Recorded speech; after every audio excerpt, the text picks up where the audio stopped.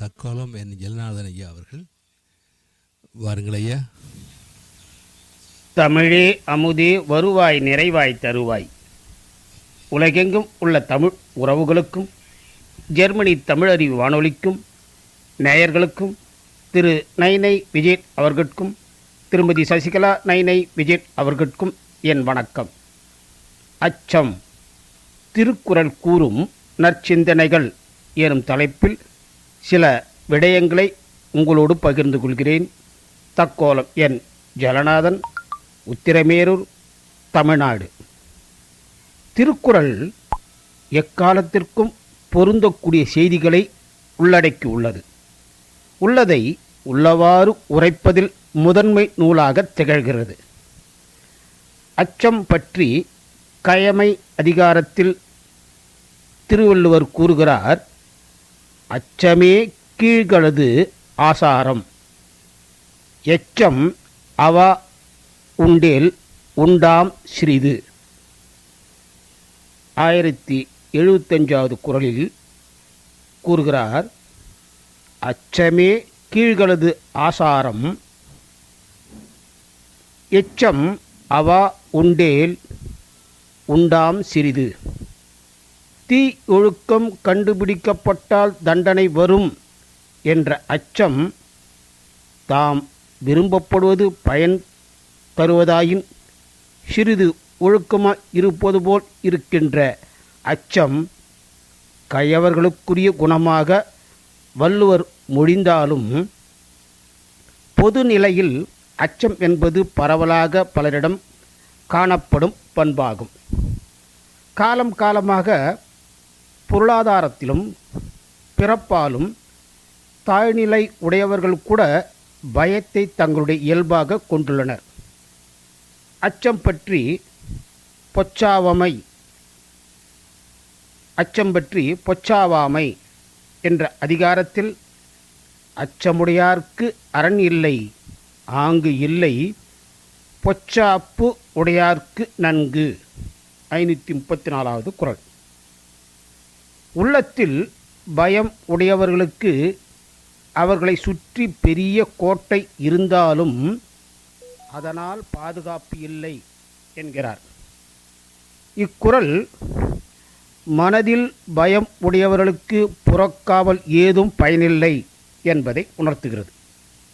இடனறிதல் என்ற அதிகாரத்தில் பயமின்மை என்பதுதான் மிக பெரிய துணையாகும் என்று திருவள்ளுவர் கூறுகிறார். அஞ்சாமை அல்லால் துணை வேண்டா, எஞ்சாமை எண்ணி இடத்தார் செய்யின். 497வது குறள். மீண்டும் அந்த குறளை குறிப்பிடுகின்றேன். அஞ்சாமை அல்லால் துணை வேண்டா, எஞ்சாமை எண்ணி இடத்தார் செய்யின். ஒருவன் வாழ்க்கையில் வெற்றி பெற வேண்டுமானால் அவன் உள்ளத்தில் பயமில்லாதவனாக, உலக வாழ்வை தைரியமாக எதிர்நோக்குபவனாக இருக்க வேண்டும் என்கிறார் திருவள்ளுவர். அச்சம் பற்றி இறைமாட்சி அதிகாரத்தில் அஞ்சாமை, ஈகை, அறிவு, ஊக்கம் இந்நான்கும் எஞ்சாமை வேந்தற்கு இயல்பு. 382வது குறள். அஞ்சாமை, ஈகை, அறிவு, ஊக்கம் என 4 குணங்களும் குறையாது இருத்தலே அரசனுக்கு இயல்பாகும் என வள்ளுவர் கூறி ஒரு அரசன் இப்படி இருக்க வேண்டும் என்று வலியுறுத்துகிறார். இப்படிப்பட்ட குணநல பண்புகள் கொண்ட அரசர்கள், தேச தலைவர்கள் உட்பட உள்ளனர் என்பதை வரலாறு கூறுகிறது.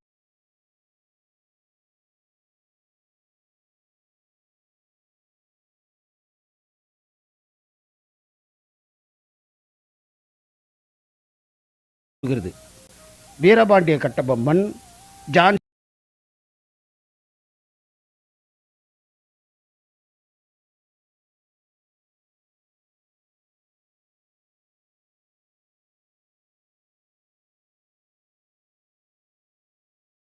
ராணி அதிகாரத்தில் அணிகளான் ஈகலிய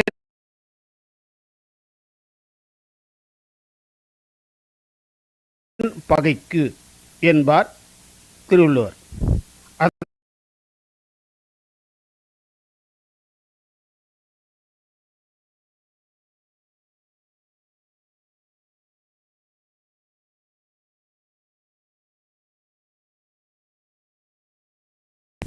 அதாவது அரியரோடு நட்பு பாராட்டாதவன் அறிவுடைமை அதிகாரத்தில் அஞ்சாமை பேதமை அஞ்சுவது அஞ்சல் அறி